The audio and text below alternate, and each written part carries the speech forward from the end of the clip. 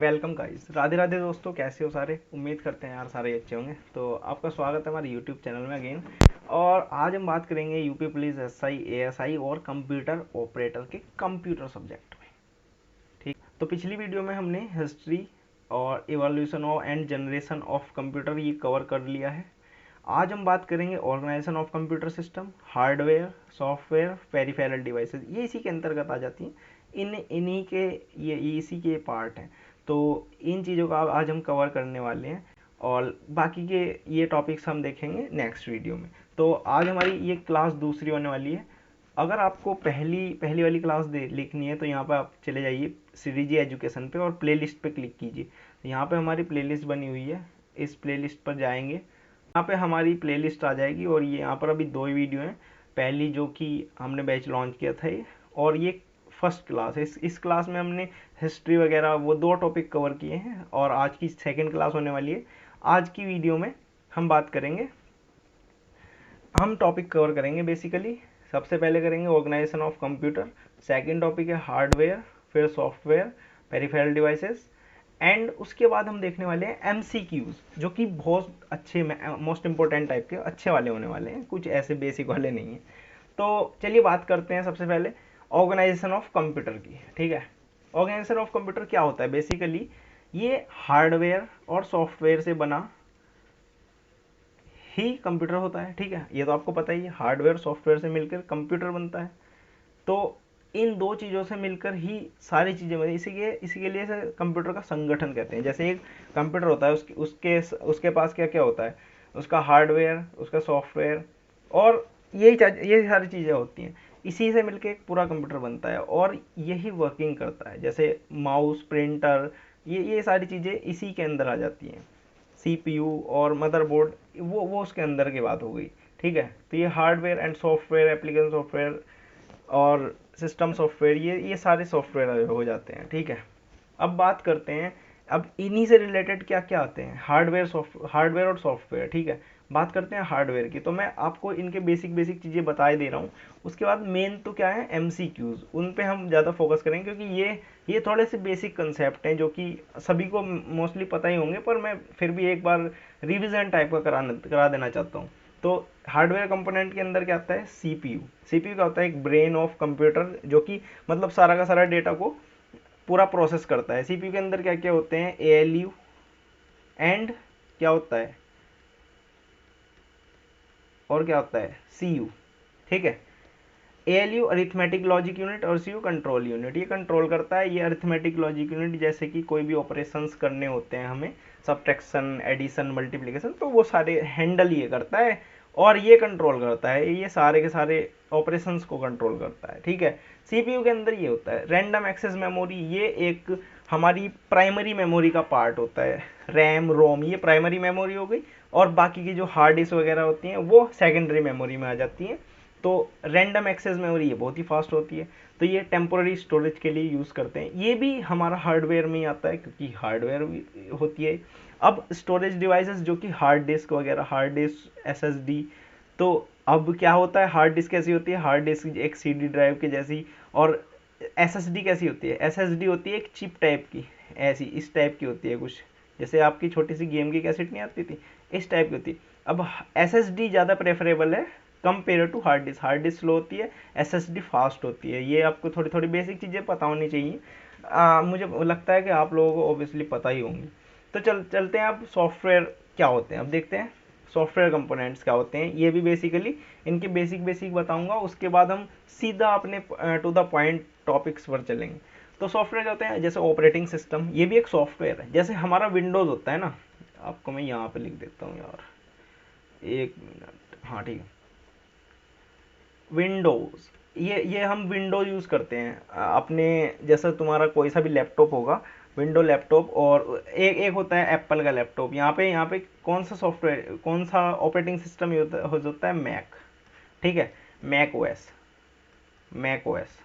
ये operating system है। इन्हीं के ऊपर हम सारे ऑपरेशन मतलब एप्लीकेशंस रन करते हैं। ये ऑपरेटिंग सिस्टम होते हैं, इन्हीं के ऊपर हम अपने एप्लीकेशंस को रन करते हैं।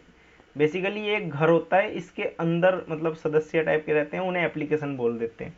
बस इतना फंडा। ये दोनों डिफरेंट होते हैं, जैसे Mac OS, Windows, Linux, Unix, ये सारे ऑपरेटिंग सिस्टम है जो कि ऑपरेट करते हैं सिस्टम को, समझ रहे हो, ऑपरेट करते हैं सिस्टम को, इनके नाम से ही पता चल रहा है, ऑपरेट करते हैं सिस्टम को। तो इसी पे पूरे सारे के सारे एप्लीकेशंस रन होते हैं, इनके बिना नहीं हो सकते, क्योंकि और ये भी स्पेस घेरते हैं, स्टोरेज में सेव होते हैं, जैसे विंडो, मैक ओएस, ये सब स्टोरेज लेते हैं, उसके अंदर ये एप्लीकेशन सारे रन होते हैं।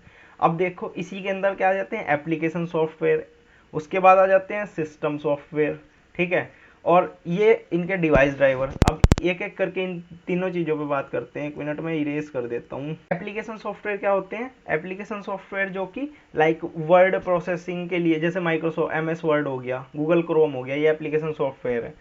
और ये जैसे कि वेब ब्राउजिंग के लिए गूगल क्रोम हो गया, MS Word, MS Excel, MS PowerPoint, ये सारे एप्लीकेशन सॉफ्टवेयर है, ठीक है। अब बात करते हैं एप्लीकेशन और सिस्टम सॉफ्टवेयर क्या होते हैं। सिस्टम सॉफ्टवेयर जो कि यूटिलिटी प्रोग्राम, जैसे एंटीवायरस, डिस्क फॉर्मेटिंग टूल्स, ये यूटिलिटी प्रोग्राम है जो हेल्प करते हैं maintain and manage computer system को, ठीक है। ये जैसे एंटीवायरस सॉफ्टवेयर होते हैं, वो प्री इंस्टॉल्ड आते हैं ना विंडोज में, तो वो सिस्टम सॉफ्टवेयर बोलते हैं।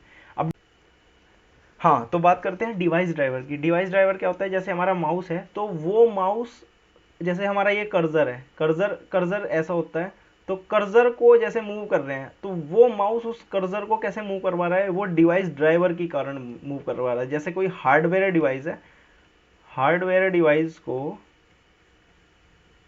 हार्डवेयर डिवाइस को अपने एप्लीकेशन से, अपने सिस्टम से, एप्लीकेशन बोल लो या सिस्टम से इंटरेक्ट करने के लिए क्या करते हैं, डिवाइस ड्राइवर को यूज़ करते हैं, ठीक है। हार्डवेयर डिवाइस को मतलब सिस्टम से कनेक्ट करने के लिए बेसिकली डिवाइस ड्राइवर का यूज़ करते हैं, डिवाइस ड्राइवर, ठीक है। तो ये होता है, जैसे रैम है, रैम को अपने एप्लीकेशन मतलब सिस्टम से कनेक्ट करने के लिए ड्राइवर का यूज़ करते हैं। हमारा ग्राफिक कार्ड होता है, जैसे मेरे पास एनवीडिया का ग्राफिक कार्ड है, अब उस ग्राफिक कार्ड को अपने सिस्टम के, जैसा मेरा OBS का, अब मेरा जैसा एनवीडिया का ग्राफिक कार्ड हुआ, अब इस ग्राफिक कार्ड का यूज़ कैसे करेंगे, क्योंकि ये तो हार्डवेयर हो गया एक तरह से, और हमारे पास एक ये सिस्टम सॉफ्टवेयर है OBS, ये एक सॉफ्टवेयर हो गया, ठीक है, ये एप्लीकेशन सॉफ्टवेयर है, सॉरी। तो OBS के साथ एनवीडिया को यूज़ करेंगे, OBS एनवीडिया पर यूज़ करता है NVENC के साथ, तो इसके साथ हम यूज़ करने के लिए एक डिवाइस ड्राइवर होता है, उसे इंस्टॉल करते हैं, जो कि इसे बताता है कि हाँ इस डिवाइस की क्या कॉन्फ़िगरेशन है, वो उसे मैच करता है, तब जाके वो इसके साथ वर्क कर पाता है, तब जाके ये दोनों एक दूसरे से कंजुगेट करके वर्क कर पाते हैं एक दूसरे के साथ। तो डिवाइस ड्राइवर का ये काम होता है बेसिकली, ठीक है। I hope you are understood all the things, correct. अब बात करते हैं अपने पेरिफेरल डिवाइसेस की। पेरिफेरल डिवाइसेस होते क्या हैं, अब आपको ये पूरा का पूरा सिस्टम दिख रहा होगा, इसे बोलते हैं सिस्टम, ठीक है। अब इसमें ये वेब कैम दिख रहा होगा आपको, वेब कैम हो गया, ये स्पीकर्स हो गए इसके, ये माउस हो गया, ये कीबोर्ड हो गया, ये प्रिंटर हो गया, ये प्रिंटर नहीं तो स्कैनर है, ये CPU हो गया, ठीक है। अब ये सारी चीज़ें तो हैं, ये मॉनिटर हो गया, ये पूरा का पूरा, और क्या है इसमें, बस ये सारी चीज़ें हैं बेसिकली। तो अब ये जो चीज़ें हैं, ठीक है, इनसे मिलकर ये पूरा का पूरा सिस्टम बना है। पेरिफेरल डिवाइसेस बेसिकली होते क्या हैं, जो एक्सटर्नली यूज कर रहे हैं हम, जैसे कि ये माउस हो गया, ये कीबोर्ड हो गया, जो अलग से इसमें ऐड कर रखा है और अपने अपने वर्क कर रहे हैं वो चीज़ें, जैसे स्पीकर हो गए। अब स्पीकर को हटा दें तो भी तो ये चलेगा, है ना, आवाज़ नहीं आएगी बस, तो आवाज़ के लिए हमने स्पीकर का यूज़ किया। मतलब कि अपनी अपनी नीड के अकॉर्डिंग हम जो डिवाइसेस यूज़ करते हैं उन्हें हम पेरिफेरल डिवाइसेस बोल देते हैं, बस इसका सिंपल सा आंसर ये होता है। कंप्यूटर से जुड़े बाहरी उपकरण, ठीक है, इनपुट आउटपुट दोनों के रूप में काम करते हैं, ये बिल्कुल करते हैं भाई। ये हो गया इनपुट डिवाइस, ये स्पीकर हो गया आउटपुट डिवाइस, ये मॉनिटर हो गया आउटपुट डिवाइस, वेबकैम हो गया इनपुट डिवाइस, और ये प्रिंटर स्कैनर, ये हो गया अपना आउटपुट इनपुट, दोनों डिवाइसेस भी होते हैं प्रिंटर, ठीक है। अब ये क्या करते हैं, ये कंप्यूटर की कार्य क्षमता का विस्तार करते हैं, ये हिंदी में भी लिख दिया है मैंने। तो कंप्यूटर की कार्य क्षमता का विस्तार करने की बात है, जैसे हमारे कंप्यूटर, हाँ देखो कार्य क्षमता का विस्तार कैसे करते हैं, हमारे पास स्पीकर ना होते तो हम कैसे काम मतलब सुन पाते कुछ भी, जैसे वीडियो चलाते तो कोई सुन पाते नहीं, अब स्पीकर आ गए तो इसकी कार्य क्षमता का विस्तार हो गया नहीं हो गया। तो बस यही काम ये करते हैं और क्या। अब बात करते हैं पेरिफेरल डिवाइसेस के टाइप क्या क्या होते हैं। तो इसके टाइप होते हैं सबसे पहले के इनपुट डिवाइसेस, ठीक है, ये इसके टाइप होते हैं थोड़े से, वो उनमें बटे होते हैं। इनपुट डिवाइसेस में क्या आता है, कीबोर्ड, माउस, स्कैनर, ये इनपुट डिवाइसेस हैं, ठीक है, जिससे हम इनपुट देते हैं कंप्यूटर को, वो इंस्ट्रक्शन हम प्रोवाइड कराते हैं इनके थ्रू, कीबोर्ड, माउस और स्कैनर। और भी चीज़ें हैं जैसे कि तुम्हारा टच स्क्रीन, वो इनपुट आउटपुट दोनों डिवाइसेस में आ जाता है। अब बात करते हैं आउटपुट डिवाइस, इसमें क्या होते हैं, मॉनिटर, प्रिंटर, स्पीकर, ये आउटपुट डिवाइस हो गए। मॉनिटर से हम देख सकते हैं, प्रिंटर से हमारा हार्ड कॉपी निकलती है, स्पीकर से साउंड आता है, आपको बेसिकली पता ही होगा, बस बेसिक इन्फॉर्मेशन के लिए बता दे रहा हूँ। इनपुट आउटपुट डिवाइसेस क्या होते हैं, जो कि इनपुट भी है और आउटपुट डिवाइस भी। जैसे टच स्क्रीन है, टच स्क्रीन पर हम देख भी सकते हैं और हम उस पर टच करके इनपुट भी दे सकते हैं, हो गया ना कॉम्बिनेशन। तो इनपुट या आउटपुट आईओ डिवाइस। तो कभी कभी मैंने एक दो बार एग्जाम में क्वेश्चन देखा है कि इनपुट आउटपुट डिवाइसेस क्या होते हैं, बच्चे मारे जाते हैं। जैसे माउस में अगर उसमें ऑप्शन है ना माउस का, तो वो माउस को सही कर आएंगे, पर भाई माउस नहीं होता। जैसे टच स्क्रीन हुआ, टच स्क्रीन होगा अगर ऑप्शन में तो वो होगा, या मल्टी फंक्शन प्रिंटर ये हो सकता है। क्योंकि मल्टी फंक्शन प्रिंटर में क्या होता है, हम स्कैन भी कर सकते हैं, कॉपी भी कर सकते हैं और फैक्सिंग भी कर सकते हैं, ठीक है। तो ये तीनों चीज़ें हमारे पास इस प्रिंटर में अवेलेबल होती हैं। तो ये इनपुट आउटपुट दोनों काम करता है, इसलिए इसे ऐसे इनपुट आउटपुट डिवाइसेस बोलते हैं। तो यहाँ पे थोड़ा सा कंफ्यूजन ना रहे आपको, तो ये क्लियर हो जाए, ठीक है। अब बात करते हैं अपने एमसीक्यूज की, जो कि भाई मेन मुद्दा। यहाँ से स्टार्ट, मतलब अगर आपको बेसिक इन्फॉर्मेशन पता है तो आप यहाँ से भी स्टार्ट कर सकते हो वीडियो को, नॉट अ प्रॉब्लम। और मैं लिंक डाल दूंगा अपनी प्लेलिस्ट का इस वीडियो के कमेंट, मतलब डिस्क्रिप्शन में, आप वहाँ से भी जा सकते हो, ठीक है। अब क्वेश्चन पहला क्या आता है कि which of the following is not a benefit of cloud computing. बोल रहा है कि निम्नलिखित में से क्लाउड कंप्यूटिंग का लाभ नहीं है। क्लाउड कंप्यूटिंग का क्या लाभ नहीं है हमें हमारे जीवन में, तो ये बोल रहा है। ए, स्केलेबिलिटी, यानी कि मानव संसाधन प्रावधान, ठीक है। लागत प्रभावशीलता, यार हिंदी में अगर कोई मिस्टेक हो जाए तो sorry. Cost effectiveness, reduce hardware and maintenance cost, ये रिड्यूस करता है, बी ऑप्शन। सी बोलता है बढ़ी हुई सुरक्षा, यानी कि इंक्रीज सिक्योरिटी, सिक्योरिटी प्रोवाइड करता है क्या वो, ऐसा बोल रहे हैं। Data store in secure data center. अब डी बोलता है सीमित ऑफलाइन कार्य क्षमता, limited offline functionality, reliant on internet connectivity. तो बेसिकली ये चार ऑप्शन हमें प्रोवाइड कर रहे हैं। तो कौन सी एक क्लाउड कंप्यूटिंग का लाभ नहीं है, मतलब कि उसका क्या फायदा नहीं है हमारे जीवन में। सबसे पहला स्केलेबिलिटी, भाई स्केलेबिलिटी प्रोवाइड करता है, हाँ करता है यार, करता है भाई, ये तो करता ही है, सही है। लागत प्रभावशीलता, यानी कि हार्डवेयर और रख रखाव में लागत की कमी, बिल्कुल, क्योंकि हमें अगर हमारा जैसे डेटा है, जैसे हमारा मतलब 500 जीबी का डेटा, 500 जीबी मान लो, या 3 4 15 या मिलियनों टीबी का डेटा मान लो, टेराबाइट, ठीक है। अब हमारे पास जैसे 150 मिलियन टीबी का डेटा है ऐसा, ठीक है। इसके लिए तो बहुत तगड़ा, मतलब एक डेटा सेंटर चाहिए हमें। अब इसके लिए डेटा सेंटर चाहिए, हार्डवेयर चाहिए और रख रखाव में लागत के। अब अगर हम अगर क्लाउड खरीद लेंगे, ठीक है, क्लाउड में स्टोरेज खरीद लेंगे, तो हमें ना तो हार्डवेयर खरीदने की जरूरत, ना इतनी जगह की जरूरत जहाँ पे डेटा हाउस बनाए, हम डेटा सेंटर बनाए। तो ये सब चीज़ों में कमी तो दे रहा है ना क्लाउड कंप्यूटिंग, तो ऑब्वियसली ये भी इस मतलब इसे सेटिस्फाई कर रहा है, ये तो लाभ है ना इसका।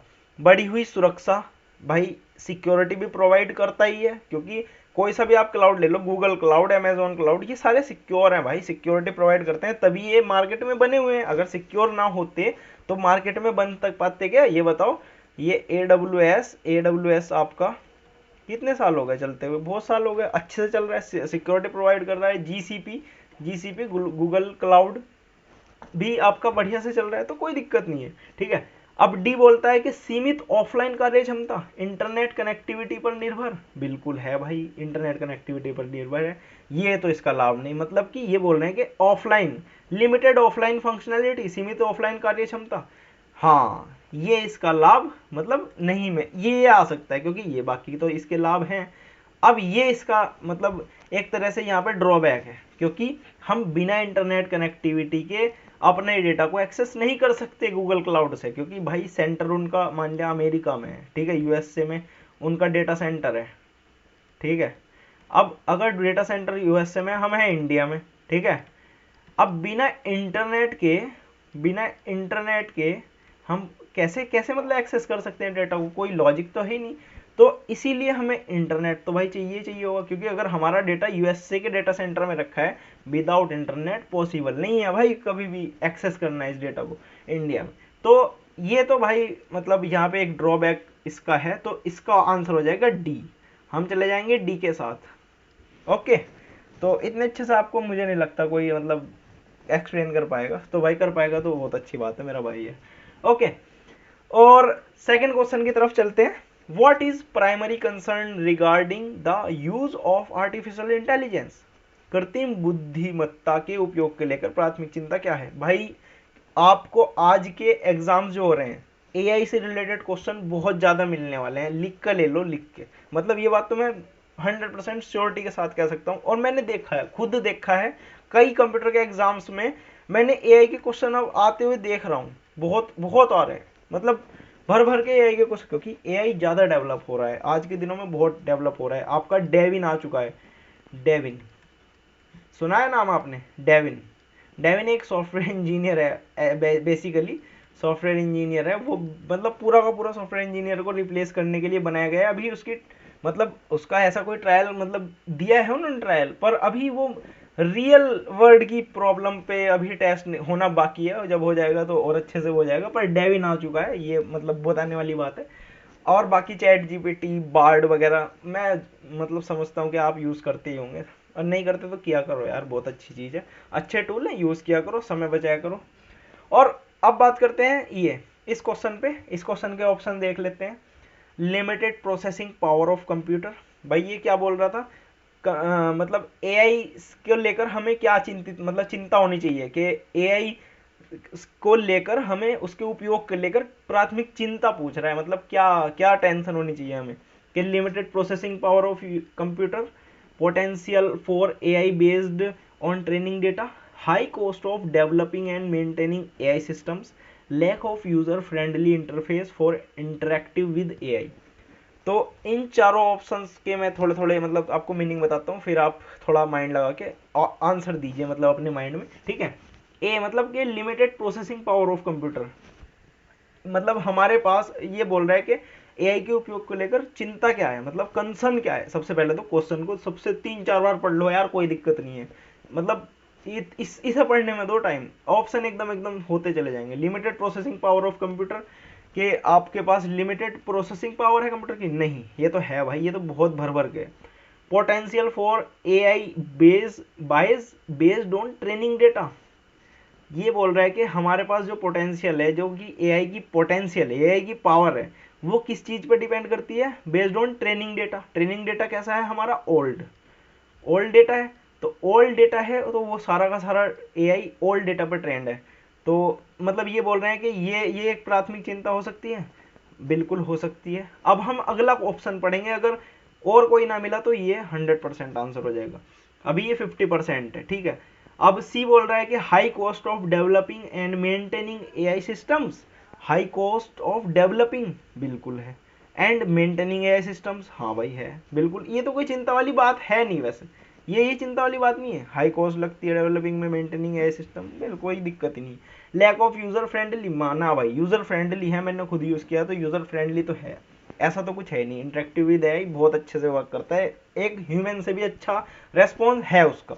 तो इसका घूम फिर के आंसर हो जाएगा बी, ठीक है भैया, क्योंकि ये क्या है, ये प्री ट्रेंड मतलब ओल्ड डेटा पर ट्रेंड है, ओल्ड डेटा पर ट्रेंड है। अब मान लिया हमारा जो आज का कल्चर है, उस कल्चर में उस ओल्ड डेटा पर ट्रेंड एआई, मतलब वहां पे दिक्कत हो सकती है उसे। क्यों हो सकती है? क्योंकि हम उस ओल्ड डेटा से कंपेयर करेंगे अपने मतलब प्रेजेंट जनरेशन को, तो भाई वहां पे मतलब वो गलत रेस्पॉन्स भी दे सकता है, ये सारी चीजें वहां पर चिंता की हैं, तो इसलिए इसका आंसर हो जाएगा बी। चलते हैं नेक्स्ट क्वेश्चन की तरफ। अब इसका बोल रहा है कि what is the function of a primary की इन अ रिलेशनल डेटाबेस। एक रिलेशनल डेटाबेस यानी कि जहाँ पे एक डेटाबेस है, डेटाबेस में एक टेबल है, टेबल में रो और कॉलम्स होते हैं, ठीक है, इसे बोलते हैं रिलेशनल डेटाबेस। अब इस रिलेशनल डेटाबेस में ये टेबल है बेसिकली, मेरे भाइयों टेबल है ये। अब बेसिकली इसके पढ़ते हैं हम ऑप्शंस। ए बोल रहे हैं defines a relationship between two tables. क्या के प्राइमरी की क्या करता है, अच्छे से समझाऊंगा बहुत, बस इसे ध्यान से सुनिएगा, बहुत अच्छे से समझाने वाला हूँ, सारे कॉन्सेप्ट क्लियर कर दूंगा एक ही क्वेश्चन से डेटाबेस के, ठीक है। Define a relationship between two tables, uniquely identifies each record in a table. C बोल रहा है कि store descriptive information about data field, और डी बोल रहा है enforce data integrity and consistency within a table. मतलब फर्स्ट क्या बोल रहा है मैं बता देता हूँ उनके मीनिंग थोड़े थोड़े आपको, जिससे आप आइडिया लगा सको, एक जो मतलब मेरे अच्छे भाई बहन है। डिफाइंस और रिलेशनशिप बिटवीन टू टेबल्स, एक दो टेबल्स के बीच में रिलेशनशिप ये बनाता है। तो भाई मुझे मतलब प्राइमरी की ये काम नहीं करती, सॉरी सॉरी फॉर दिस ए को हम सॉरी बोल देंगे। Uniquely identifies each record in a table, भाई हकीकत में यही करता है ये, मतलब यूनिकली आइडेंटिफाई करता है, प्राइमरी की काम मेन यही होता है same. Stores descriptive information about A data field, descriptive information data field के लिए ये नहीं, डिस्क्रिप्टिव इंफॉर्मेशन ये स्टोर नहीं करता, sorry sorry for this. Enforce data integrity and consistency with in A table, data integrity और कंसिस्टेंसी को table में वो करता है ना, ना मेरे भैया ना, यो भी ना, क्योंकि डेटा इंटीग्रिटी को ये नहीं करता, ये डेटा इंटीग्रिटी को हम फील्ड्स के अकॉर्डिंग हम वो फील्ड्स के अकॉर्डिंग मैनेज करते हैं, इससे इससे नहीं करते। अब बात करते हैं कि प्राइमरी की होती क्या है बेसिकली, ठीक है, वो चीज़ है मेन, क्योंकि इसका इसका आंसर हो जाएगा बी, ठीक है, इसका बी आंसर हो जाएगा, लगा लेना। क्योंकि आइडेंटिफाई ये हर एक रिकॉर्ड को यूनिकली आइडेंटिफाई करता है एक टेबल में। मैं जैसे एक टेबल बनाई, ठीक है, अब इसमें क्या है, ये प्राइमरी की क्या होगी, 1 2 3 4 5 ऐसे करके डिफाइन होगी। अब ये हर एक रिकॉर्ड यूनिकली आइडेंटिफाई होगा इस टेबल में। ये 1 2 3 ना होके यहाँ पे यू आई डी होती है, एक यू आई डी, ठीक है, वो एक मतलब बहुत सारे कैरेक्टर उसमें 16 बिट की होती है, वो 16 कैरेक्टर होते हैं उसमें। तो ए बी सी मतलब रैंडम उसमें होते हैं वो, तो AB 4 3 5 2 ऐसे करके वो एक की बनती है, जो कि प्राइमरी की बनती है एक टेबल में। अब ये यूनिकली आइडेंटिफाई करती है ईच रिकॉर्ड, ठीक है, हर एक रिकॉर्ड को यूनिकली आइडेंटिफाई करती है, और ये एक्सेसिबल भी बहुत इजीली हो जाती है। अगर हमें किसी भी मतलब डेटा की अगर UUID मतलब ये प्राइमरी की पता है, तो हम उस पूरे के पूरे डेटा को निकाल पाएंगे डेटाबेस से बहुत इजीली। तो ये एक मतलब बहुत अच्छा काम करती है डेटाबेस टेबल में। अब बात करते हैं कि सबसे पहले ऑप्शन पे देखें, जैसे रिलेशनशिप कैसे बनता है दो टेबल के बीच। जैसे एक टेबल है क्लास, क्लास की टेबल बना ली, इसमें क्या है क्लास, क्लास 1 क्लास जैसे वो होती है ना, क्लास 1 2 3 4 5, जैसे 5 क्लास है हमारे पास, मतलब first class second class third class fourth class के बच्चे का रिकॉर्ड है, ठीक है। अब यहाँ पे क्या है, यहाँ पे है हमारे स्कूल, स्कूल, ठीक है। अब स्कूल और क्लास के बीच में जो रिलेशनशिप बनेगा वो क्या बनेगा, जैसे ये तो हो गई प्राइमरी की इसकी, ठीक है, ये इसकी प्राइमरी की हो गई। अब जो स्कूल की जो, अगर हमें इस क्लास को इस स्कूल से मतलब इंटीग्रेट करना है, तो ये जो क्लास की आईडी है यहाँ पर, ये क्लास की आईडी 1 आ गई, और यहाँ पे ये क्लास का रिकॉर्ड और इस स्कूल की डिटेल। तो ये फॉरेन की से होता है, बेसिकली फॉरेन की का काम यही होता है। फॉरेन की से क्या करते हैं हम, टेबल्स को दो दो टेबल के बीच में रिलेशनशिप बिल्ड करते हैं। रिलेशनशिप बिल्ड करने के लिए हम फॉरेन की का यूज करते हैं, ठीक है भाई। तो ये आप समझ में आ गई। तो किसी भी टेबल की जो फॉरेन की होगी, जो फॉरेन की होगी वो किसी दूसरे टेबल की प्राइमरी की होगी, समझ रहे हो।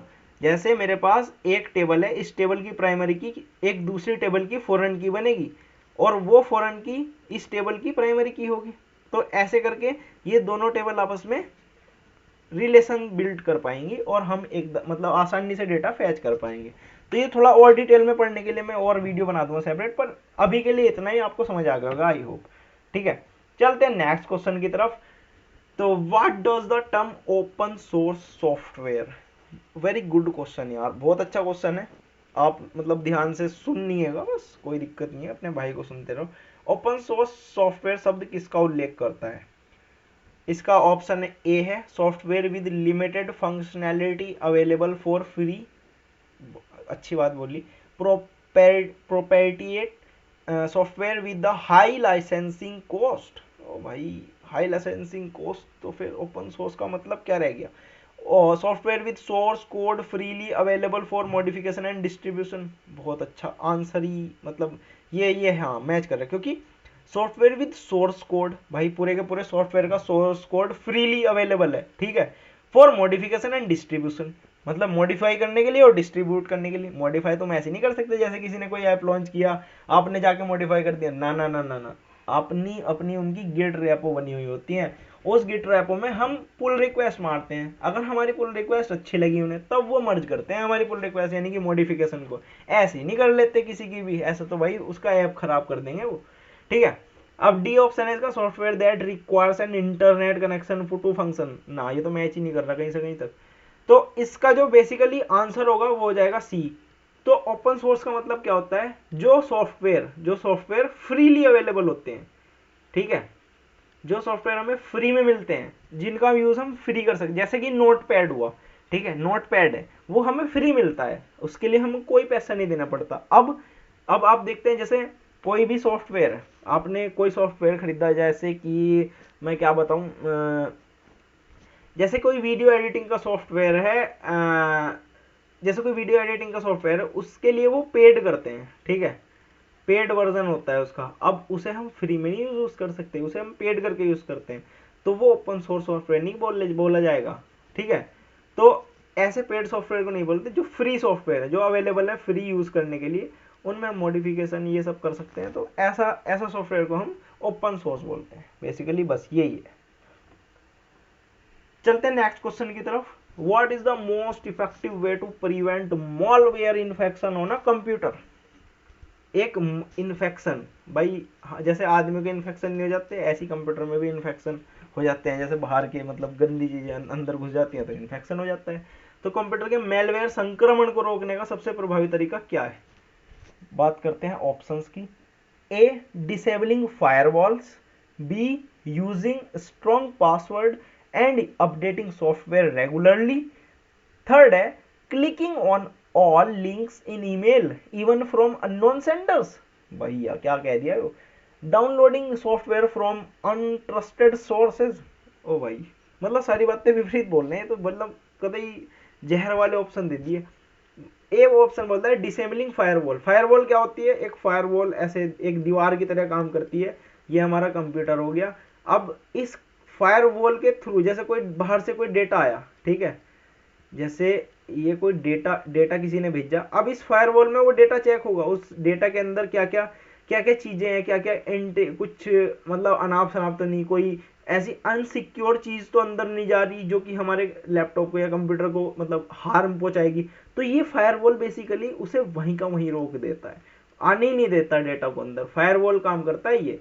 तो अगर हम इसे डिसेबल कर देंगे तो ये तो भाई मतलब सीधा सीधा ये वही है कि तुमने दीवार तोड़ दी और हमारे घर के अंदर दुश्मन घुस गया है, तो फायरवॉल डिसेबल करके तो मतलब संक्रमण ज्यादा फैल जाएगा, तो ये तो गलत है। तो ए ऑप्शन के साथ तो हम जाएंगे नहीं, ठीक है। बात करते हैं बी की, using strong password and updating software regularly. बिल्कुल करेक्ट बात कही इन्होंने, बहुत अच्छी बात कही इन्होंने, using strong passwords and updating software regularly. भाई अगर आप अपने स्ट्रॉन्ग पासवर्ड यूज करेंगे और सॉफ्टवेयर को रेगुलर अपडेट करेंगे, तो जो अपडेट होते हैं ना, जो अपडेट्स आती हैं हमारे सॉफ्टवेयर में, वो किसी ना किसी बग को लेकर वो फिक्स करते हैं, तब वो अपडेट हमारे पास आती है। और हम अपडेटेड सॉफ्टवेयर यूज करेंगे तो हमारे पास मतलब बहुत कम चांस हो जाएंगे, मतलब कि 0% चांस हो जाएंगे कि वहां पर कोई मॉलवेयर आ पाए, ठीक है। तो इसलिए हमें अपडेटिंग सॉफ्टवेयर यूज करना चाहिए। बात करते हैं थर्ड की, इसका ऑप्शन वैसे बी इसका राइट आंसर हो जाएगा, पर अभी हम कंफर्म नहीं है जब तक ये दोनों ना पढ़ लें, ठीक है। अब clicking on all links in email, भाई गलत बात है, ना ना ना ना। अगर हम सभी लिंक पर हम ईमेल के क्लिक करेंगे, क्या पता किसी लिंक में कौन सा डेटा कौन सा कहाँ पे ले जाए, वो कहाँ पे रेंडर कर दे हमें, तो इसका तो हमें पता ही नहीं। ऐसे हमें कोई भी मतलब अनसिक्योर लिंक मिल जाए, कोई उस पर क्लिक कर दे, तो मतलब गलत है ना, वो तो हमारा वो हमारी डिटेल ले सकता है, तो उससे भी हमारा मालवेयर आ सकता है। अब downloading software from untrusted source, साफ साफ बोल रहा है कि यहाँ से तो करना ही नहीं चाहिए, क्योंकि वहां से बेसिकली डाउनलोड कर रहे हो भाई अनट्रस्टेड सॉफ्टवेयर, तो बेसिकली वो तो गलत होगा ही, मालवेयर तो होगा ही। ठीक है, तो इसका आंसर हो जाएगा B. Congratulation for your concern. बात करते हैं नेक्स्ट क्वेश्चन की, कंप्यूटर सिस्टम में वर्चुअलाइजेशन तकनीक का प्राथमिक उद्देश्य क्या है। ये क्वेश्चन मैंने अभी पिछले हफ्ते बैंक के एग्जाम में शायद देखा था। ठीक है, कोई बात नहीं। व्हाट इज द, इसी से रिलेटेड था यार वो, what is the primary purpose of virtualization technology in computer system. तो वर्चुअलाइजेशन तकनीक का प्राथमिक उद्देश्य क्या है, मतलब क्या उसका मतलब होता है वर्चुअलाइजेशन का। बात करते हैं। ऑप्शन ए बोल रहा है enhance processing speed of the CPU, B बोल रहा है improve graphic processing capabilities, C बोल रहा है create and run multiple virtual machines on a single physical machine, और बोल रहा है कि D increase the storage capacity of the computer. सबसे पहले ए को घचोल लेते हैं। Enhance processing speed of the CPU, भाई प्रोसेसिंग स्पीड तो मतलब प्रोसेसर को बढ़ाओगे तो होगी। वर्चुअलाइजेशन क्या बोलता है कि एक मशीन है हमारे पास, ये कंप्यूटर है, एक मशीन है, इसके अंदर दो विंडोज, जैसे विंडोज और इसके अंदर लिनक्स भी चला लिया। ठीक है, ऑपरेटिंग सिस्टम हम अलग अलग चला रहे हैं, सीपीयू तो एक ही काम कर रहा है, सीपीयू तो एक ही है। ठीक है, तो उसी सीपीयू पे हम दोनों मशीन ही चला रहे हैं, एक तरीके से दो डिवाइस बन गए हमारे वर्चुअली। अब ऐसा नहीं कि हार्डवेयर तो एक ही है ना, तो इसका सीधा सीधा आंसर मुझे ये लग रहा है, यही है, create and run multiple virtual machines on a single physical machine. इसे ही वर्चुअलाइजेशन बोलते हैं। वर्चुअलाइजेशन जैसे कि एक सिंगल हार्डवेयर पे 2 से 3 मतलब मशीन बना लेना, मशीन का मतलब हो गया ऑपरेटिंग सिस्टम, जैसे मकान बना लेना, 2 से 3 मकान बना लेना एक ही मतलब जगह पे, तो वो अलग अलग सेपरेट हो जाएंगे। अब उनकी परफॉर्मेंस थोड़ा ही बढ़ जाएगी, प्रोसेसिंग स्पीड तो उतनी रहेगी क्योंकि जगह उतनी है। इंप्रूव ग्राफिक प्रोसेसिंग कैपेबिलिटीज, ना। इंक्रीज द स्टोरेज कैपेबिलिटी, ना, ये भी नहीं। तो बेसिकली इसका आंसर क्या हो जाएगा, सी के साथ हम चले जाएंगे बैठे हुए। ओके भाई, अब नेक्स्ट क्वेश्चन पे चलते हैं। What is the function of a router in computer network. Router का फंक्शन क्या होता है कंप्यूटर नेटवर्क में। राउटर बेसिकली क्या करता है राउटर। ए बोल रहा है कि connect device within a local network, local network में डिवाइसेस कनेक्ट करने का आता है। Direct data packet to their internet destination across network, data packet को ट्रांसफर करता है destination network across the network, destination network पे, हाँ ये करता है। इसका काम बेसिकली ये होता है। Provide internet access to device, ना। Stores and manage network data, ना ये भी नहीं, स्टोर तो करता ही नहीं। राउटर का काम क्या होता है, जैसे बेसिकली बताता हूँ राउटर क्या होता है। ये एक राउटर है, ठीक है। अब इस राउटर के अंदर आईपी एड्रेस होगा, जहां पे अब यहाँ पे डेटा पैकेट्स आ रहे हैं, ठीक है, डेटा पैकेट्स आ रहे हैं। अब उन डेटा पैकेट्स को एक डेस्टिनेशन है, डेस्टिनेशन का जो आईपी एड्रेस है वो इसके पास होगा। अब इस आईपी एड्रेस के थ्रू ये डेस्टिनेशन पर डेटा पैकेट्स को भेज देगा। राउटर का मेन काम ये होता है, direct data packet to their internet destination across network. Network के अंदर जो कि डेस्टिनेशन नेटवर्क होगा उसके आईपी एड्रेस पे वो करता है मेरे भाई ये, ठीक है, ये समझ लेना, राउटर यही करता। ओके, तो बेसिकली तो ये हमारा लास्ट क्वेश्चन था आज का। तो यहीं पे हम आपको राधे राधे बोल देंगे और मिलते हैं नेक्स्ट क्लास में। थर्ड क्लास हमारी हो जाएगी नेक्स्ट टॉपिक्स की, जो कि एल्गोरिथम वगैरह हैं। तो अब कल से मतलब वे टॉपिक कुछ अच्छे हैं, उनमें थ्योरेटिकल थोड़ा समझाने के लिए ज्यादा है, और एमसीक्यूज भी देखेंगे हम, वहां पे थ्योरी भी देखेंगे, ऐसी बात नहीं है, थ्योरी भी अच्छे से देखेंगे और एमसीक्यूज और बढ़ा देंगे कल से, ठीक है। तो आप यार अच्छे से मतलब लाइक कर दीजिए यार वीडियो को, क्योंकि गर्मी में पसीना आ जा भाई बनाते बनाते, और कमेंट भी कर दियो यार, ठीक है। ओके भाई, राधे राधे।